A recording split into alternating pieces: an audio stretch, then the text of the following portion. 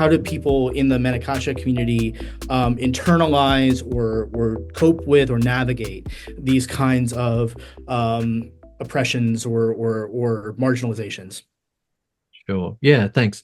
So I left this part of the book until last because essentially I think it's the most important. Like a lot of the book is dealing with big structural issues of like state policy, theories of governing, global networks of power, state building and stuff like this.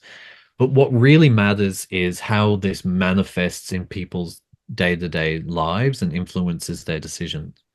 So the book has this phrase language oppression in the title, so I should probably define what that means. Like language oppression, it occurs when people are coerced into giving up their language and taking up a dominant language. And how that often happens is intergenerationally, so that parents will choose to withhold the community or the heritage language from their children and to only pass on the dominant language to their children. So in the case of Manegacha, that's Tibetan because that's the locally dominant language. And I did a bunch of household surveys in the four villages where Manegacha is spoken. And it's like about a third of the households are currently no longer passing on that language to their children. And there's indications from some of the other parts of the survey that that is probably increasing and going to continue increasing.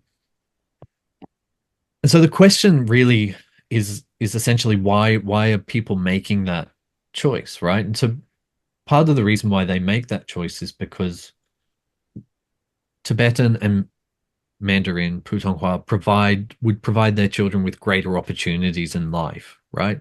Provides them with opportunities to get employment, but also to belong to a national community that is significant to them, to be Tibetan and to be accepted as Tibetan.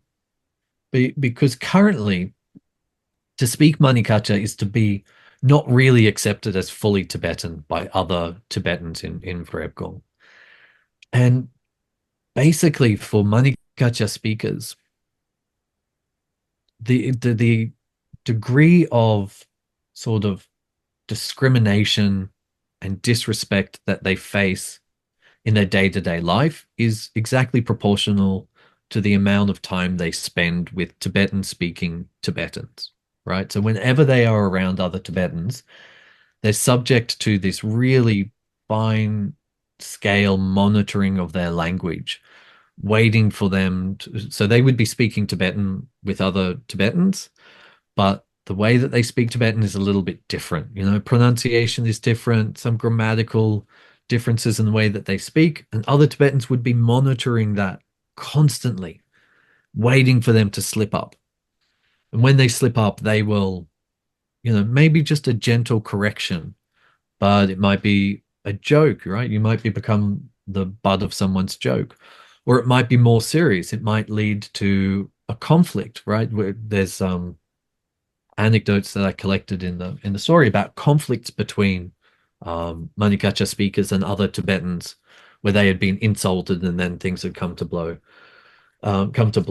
But there's more serious forms of discrimination against Manegacha speakers. There was examples of hate speech that I collected from online, where people kind of were just openly expressing disdain and hate for Manegacha speakers and 𝗱𝗃𝗁 speakers, insulting their languages, insulting them, saying that they were a threat to the Tibetan nation and things like this.